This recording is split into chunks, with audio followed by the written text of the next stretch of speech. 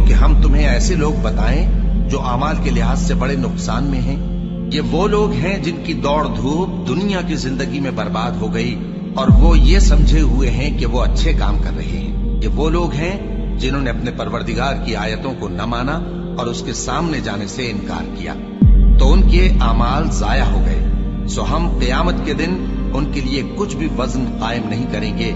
ये उनकी सजा है, यानी जहन्नम, इसलिए कि उन्होंने कुफ्र किया और हमारी आयतों और हमारे पैगंबरों की हंसी उड़ाई। जो लोग ईमान लाए और अमल नेक किए उनके लिए बहिश्त के बाग बतौर मेहमानी होंगे, हमेशा उनमें रहेंगे और वहां से मकान बदलना न चाहेंगे। कह दो कि अगर समंदर मेरे परवरदिगार की बातों के लिखने के लिए रोशनाई हो तो कब्ल इसके कि मेरे परवरदिगार की बातें तमाम हों समंदर खत्म हो जाए, अगरचे हम वैसा ही और उसकी मदद को लाएं।